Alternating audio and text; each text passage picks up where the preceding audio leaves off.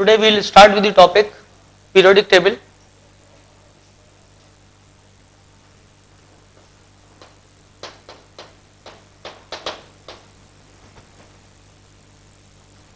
देखना ये दिखाई दे रहा है.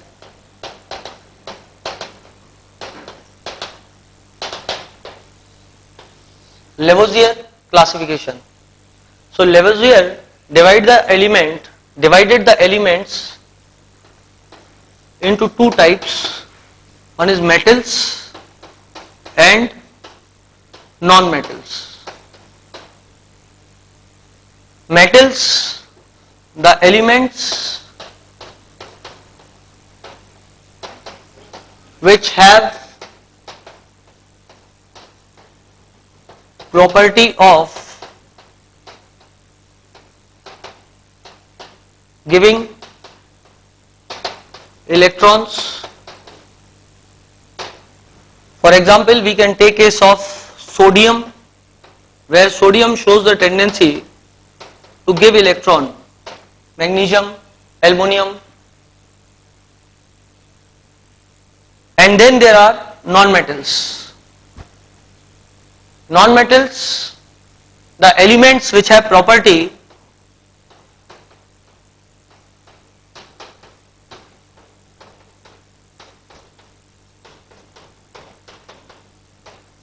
of taking electrons. For example, take case of fluorine. Fluorine takes electron and becomes F negative. So fluorine has a tendency to take electron, hence it is called as metals, or sorry, non-metals, and metals are the one which has a property of donating the electrons. So do note down this.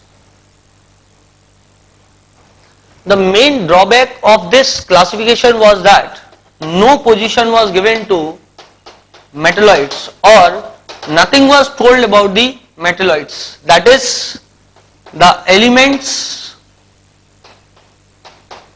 which shows property of both metals and non-metals. So nothing was told about the metalloids. In this classification only metal and non-metals were kept and nothing was told about the metalloids. Of course there are many things about which nothing was told. That was not any kind of systematic classification, that was just the beginning. सिर्फ शुरुआत थी classification की, जहां पे उसने metal और non metal के बीच में जो भी तब तक छोटे थोड़े बहुत एलिमेंट्स के बारे में पता था, उन एलिमेंट्स को मेटल्स और नॉन मेटल्स में क्लासिफाई कर दिया. बट कभी भी उसने इनको मेटलॉइड्स में क्लासिफाई नहीं किया गया था जो कि पीरियोडिक टेबल में मिलते हैं. Note it down. So after Lavoisier comes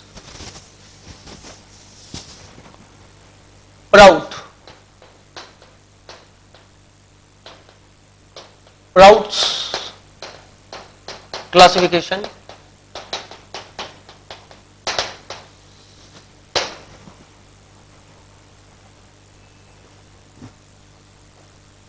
According to him, all the elements are made up of hydrogen. According to Prout, what he said that all elements are made up of hydrogen. Therefore,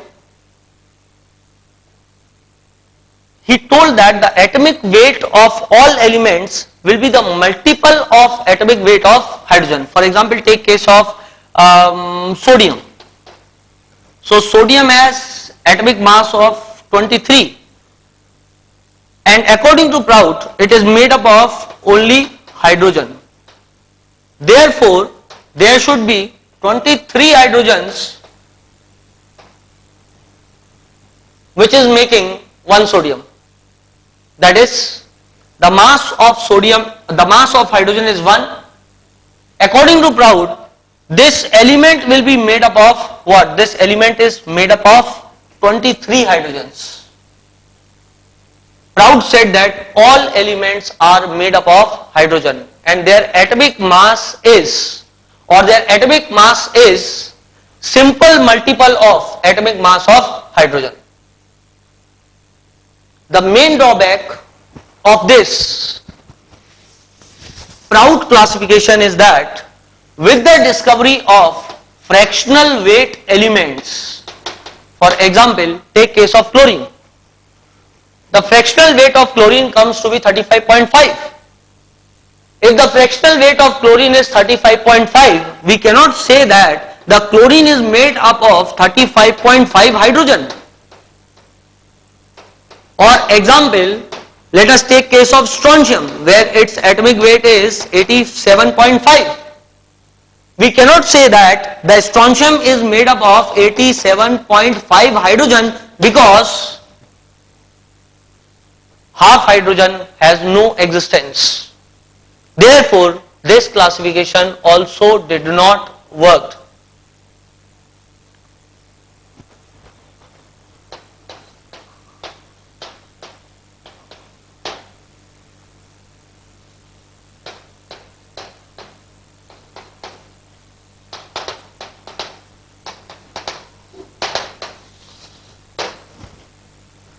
Now, Daubernier classification. Daubernier took the elements which showed similar chemical properties or say similar properties. Daubernier took the set of elements showing similar kind of properties. He kept those elements according to their atomic masses. He kept the elements, took the elements on the basis of their similar properties, kept the elements on the basis of their atomic masses, and arranged them in the form of triad.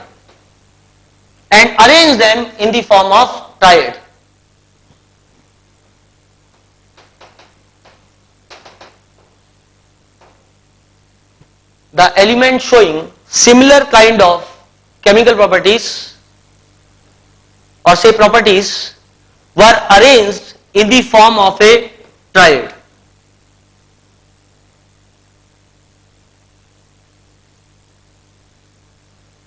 And these elements,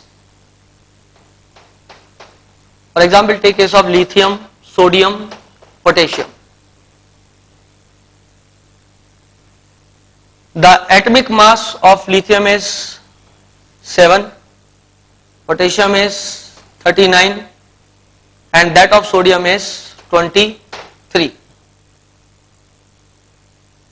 Daubernier arranged these elements lithium, sodium and potassium in form of a triad since the element had similar kind of properties. Lithium की property sodium से, sodium की property potassium से मिलती जुलती थी.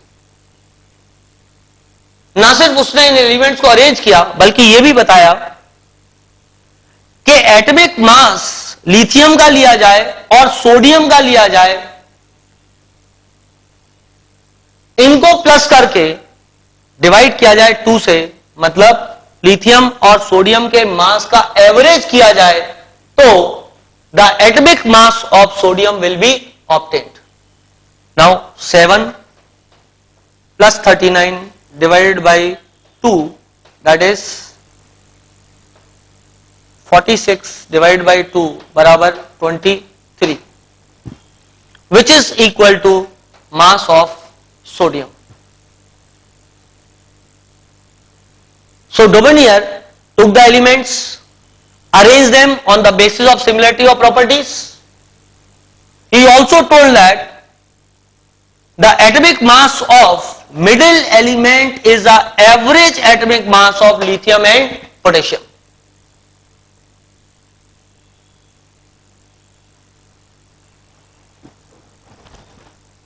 I'll give you one more example: calcium, strontium and say barium. Calcium has 40, strontium has 87.5 and barium has 137. Take the average of them. If you take the average and divide it by 2,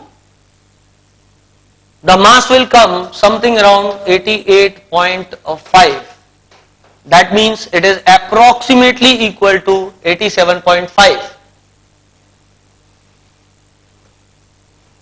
The problem with this classification is this. One, Dobereiner triad सब situation में apply नहीं होता. ऐसा नहीं है कि आप हर situation के लिए डोबेनियर ट्रायड को अप्लाई कर लो. जैसे कि if we talk about sodium, potassium, rubidium and take the mass of them, the mass of rubidium and sodium का एवरेज लिया जाए तो वो पोटेशियम का मास नहीं देगा. Clear? Therefore, the dominant triad does not apply in every situation. There were only limited set of elements which could be arranged in form of dominant triad. Not every arrangement could be made on the basis of dominant triad. But इसकी एक बड़ी विशेषता ये है कि ये एक तरीके से हमको इंडिकेशन दे रहा है एक बार कि यदि हम एटम्स को या एलिमेंट्स को उनके एटॉमिक मास के आधार पर अरेंज करें तो एलिमेंट्स में पीरियोडिक प्रॉपर्टीज का वेरिएशन आने लगता है. जैसे कि हम मास के आधार पर इसको अरेंज कर रहे हैं तो अरेंज करने पर एक निश्चित इंटरवल बाद ये प्रॉपर्टीज रिपीट होती हैं. Dominate tried now Newlands Octave rule. What does Newland octave rule says? Newland octave rule says that if the elements are arranged according to their atomic masses, if the elements are arranged according to their atomic masses, every eighth element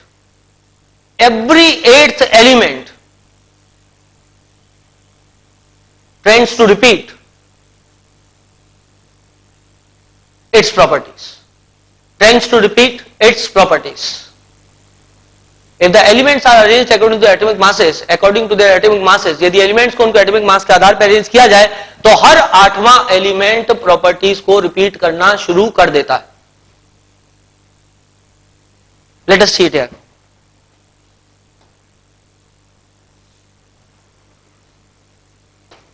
lithium, beryllium, boron, carbon, nitrogen, oxygen, fluorine, sodium, magnesium, aluminium and chlorine, potassium, calcium. Now you must be thinking that कि sir ने fluorine के बाद neon को नहीं रखा. But the problem is this, till these times, till the Newland gave its classification, the discovery of noble gases were not made. Even in the Mendeleev periodic table, in the original table you will not find any place for zero group elements, since the zero group elements were not discovered till those times. So we have lithium, beryllium, boron, carbon, nitrogen, oxygen and then fluorine, sodium, magnesium, aluminum, silicon, phosphorus and chlorine. And now we can see that 1, 2, 3, 4, 5, 6, 7 and this is the 8th element. 8th element tends to repeat their chemical properties. Till those times the knowledge of noble gases was not there, therefore this was the 8th element. Of course, after the discovery of noble gases, the classification had no meaning, since now every 8th element will not tend to repeat its property. It will be the 9th element which repeats the property. But till those times, the knowledge of noble gases was certainly not there. इसलिए 8वां element अपनी property को repeat करता था. So according to Newland's octave rule, Newland's octave rule is something like those musical notations which you must have listened. Sa, Re, Ga,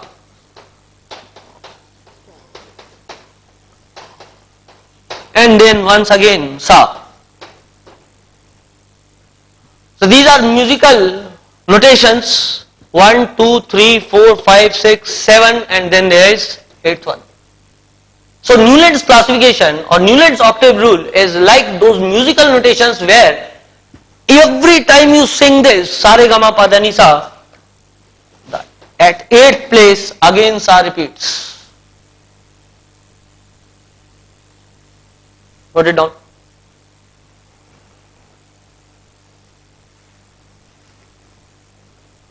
Now let us focus on its drawback.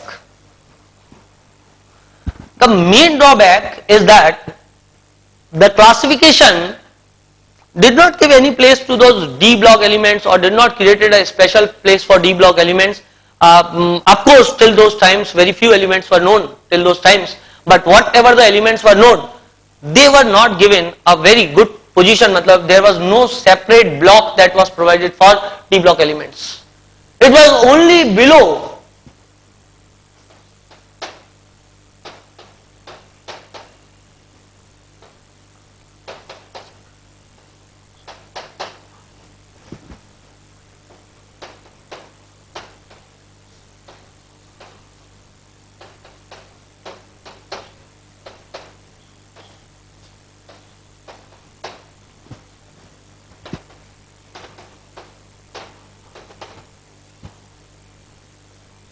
Now Cr was kept below the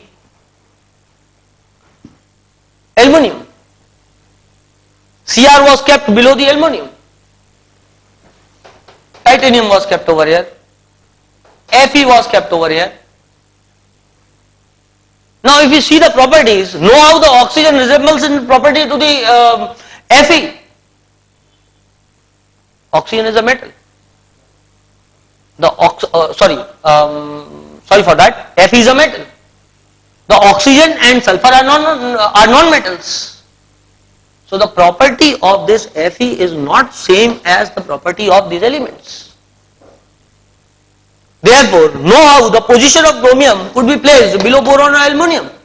They have definitely different kind of properties. In Newland octave rule, it was okay till 20 elements, that is calcium. Saying that till those times the discovery of noble gases were not there, so successfully the repetition of property was seen till 20 atomic weight. 20 atomic number था तो properties का regular repetition जो था वो सही हुआ.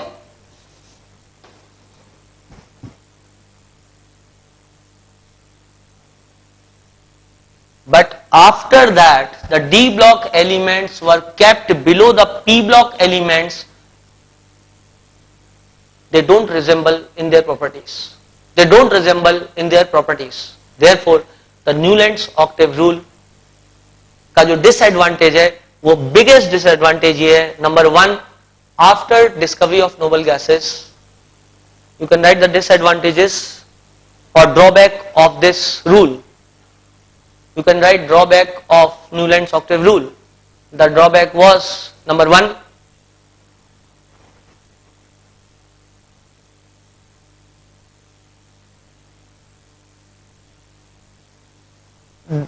they did not give a special place to D block elements.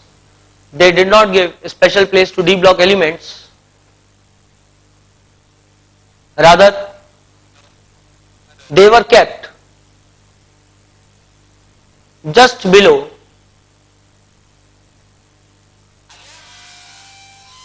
P block elements,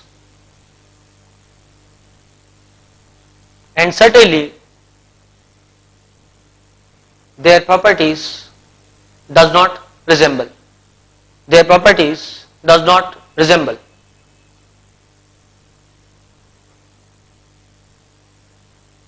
Next drawback,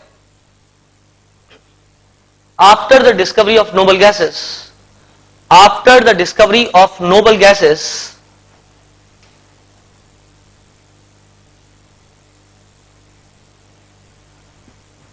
this classification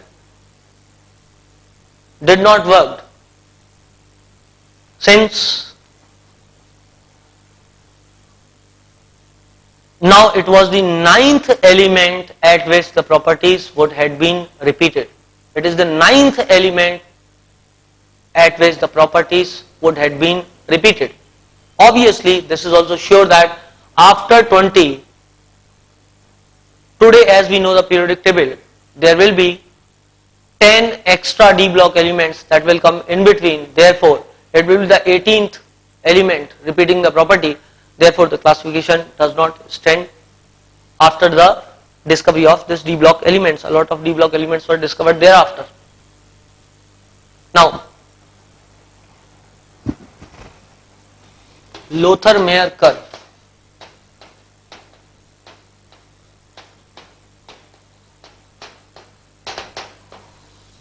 Lothar-Meyer curve.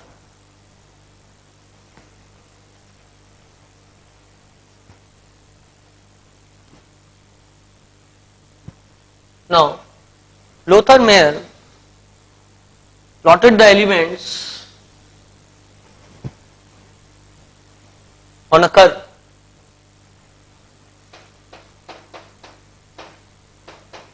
Atomic volume, and here was atomic mass, and the curve was something like this.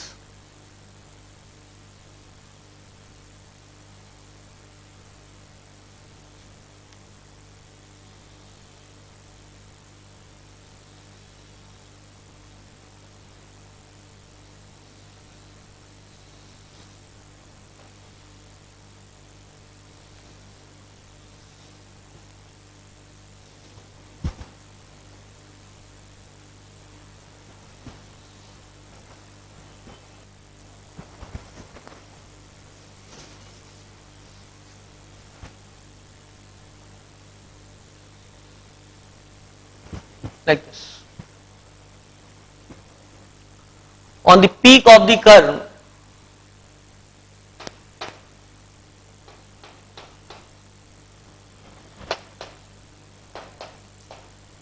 the elements having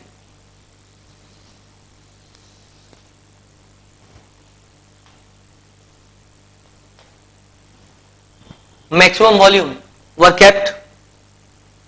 Now you can see these elements in today form of periodic table to the left: lithium, sodium, potassium, rubidium, cesium. As we have discussed in the atomic structure, as we move from left to right in the periodic table, the atomic size goes on decreasing. We discussed that as we move from left to right in the periodic table, the atomic size goes on decreasing. So as the atomic size will decrease, the atomic mass is also increasing. The atomic mass is increasing as we are moving from left to right in periodic table. The atomic mass is increasing, but the volume or the size is decreasing due to increase in the value of Z effective. Effective nuclear charge increases, therefore the size of the elements goes on decreasing as we are moving from left to right in the periodic table. Now you see that the largest of the volumes are acquired by those elements which are to the left of periodic table, like lithium, like sodium, like potassium, like rubidium, like cesium. So they will acquire the peak of the curve. They will acquire the peak of the curve. Now you can see this.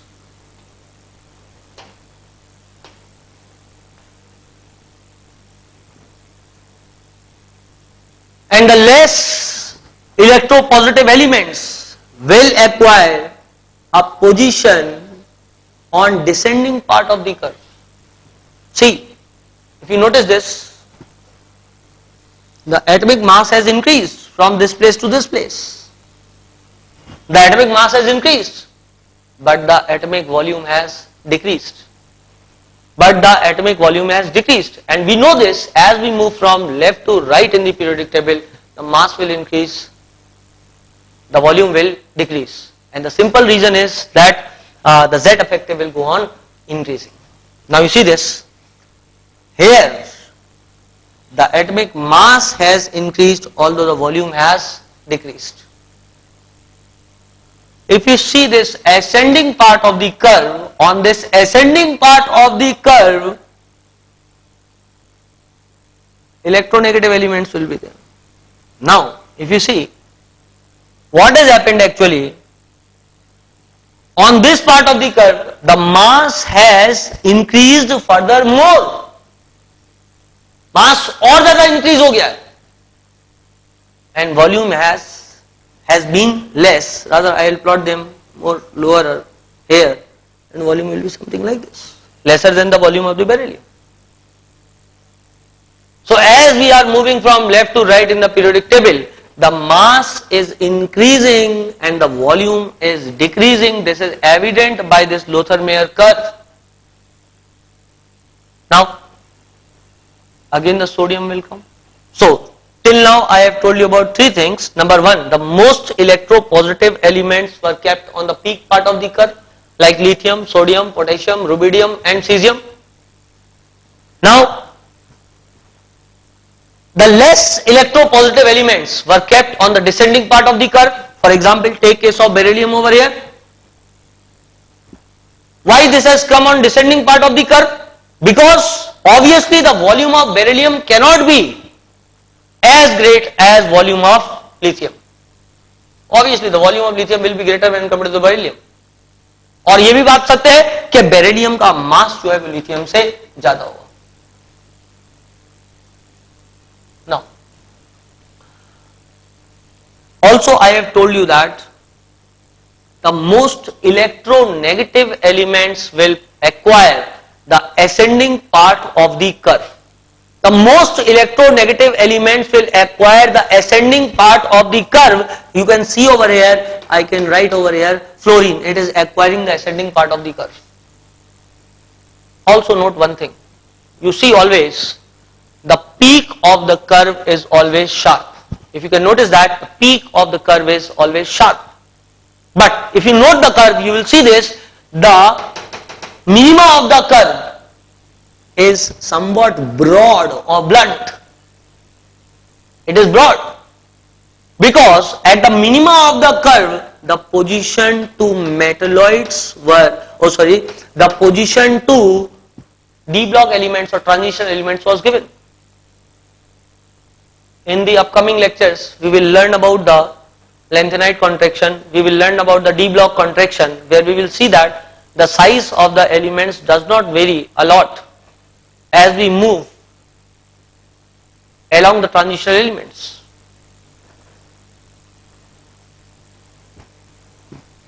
Therefore, there will be very less difference of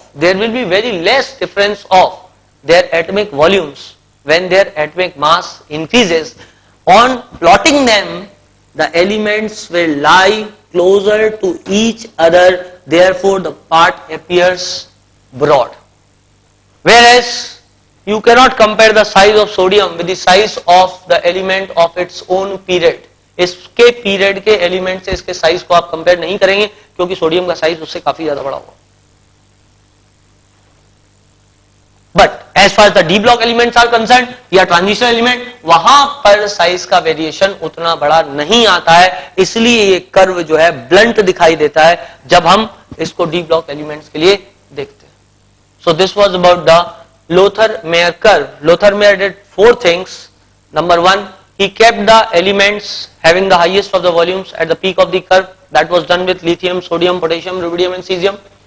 जबकि उसने less electropositive element जैसे कि beryllium है उसको descending part of the curve पे रखा, जो most electronegative element था उसको ascending part of the curve पे रखा, और मेटेलॉइड्स को और डी ब्लॉक एलिमेंट्स को उसने इस ब्रॉड मिनिमा पर रखा था.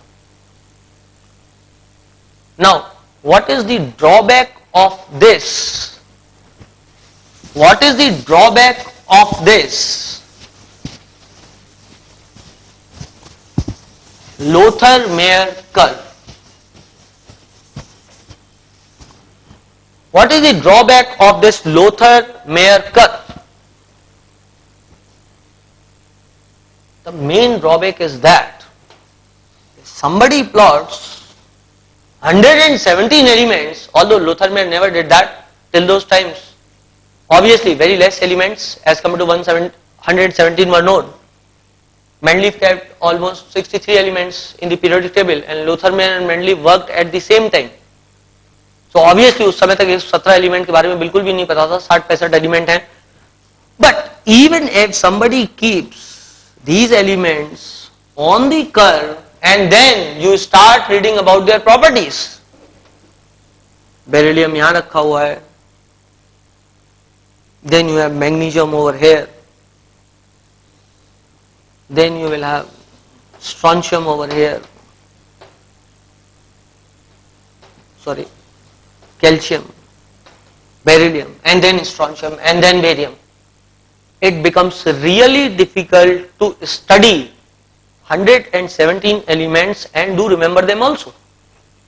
Because plotting them on the curve makes the representation of the elements comparatively very much complicated. बहुत ज्यादा कॉम्प्लिकेशन थी इसको पढ़ने में, इसलिए समय के साथ में लोथर मेयर के कर्व को उतना ज्यादा नहीं फेमस हुआ जितना कि मेंडलीव का काम फेमस हुआ, क्योंकि मेंडलीव का काम कंपेरेटिवली काफी सिंपल था. मेंडलीव ने उसको बाकायदा जो है पीरियड्स में और ग्रुप्स में बांट के बताया, जो कि ज्यादा सिंपलिस्ट था, लोगों को समझने के लिए आसान था. बट जहां तक लोथर मेयर कर्व का सवाल है, लोथर मेयर भी वही बात बोल रहा है जो मेंडलीव बात बोल रहा है ऑलमोस्ट.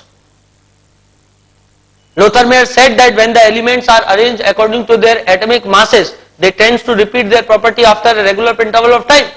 जब एलिमेंट्स को एटॉमिक मास के आधार पर अरेंज करते हैं तो एक रेगुलर इंटरवल ऑफ टाइम के बाद में एलिमेंट अपनी प्रॉपर्टीज को रिपीट करने लग जाते हैं. यही बात मेंडलीव ने भी बोली है. हालांकि Mendeleev said that mainly on the basis of their chemical properties and Lothar Meyer studied the curve mainly on the basis of physical properties, but almost same kind of conclusion were provided by both the persons. The only difference is that जब इसी काम को अपने curve पर plot करता है Lothar Meyer, it becomes very complicated to study, whereas the work was very simple as far as the Mendeleev is concerned. So you can write this one thing on the basis of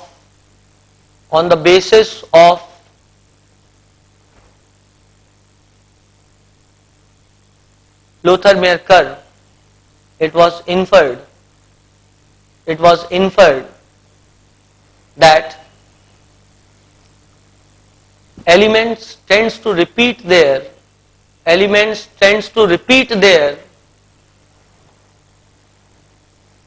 properties. Elements tends to repeat their properties after a regular interval of time. After a regular interval of time, when they are arranged according to their atomic masses.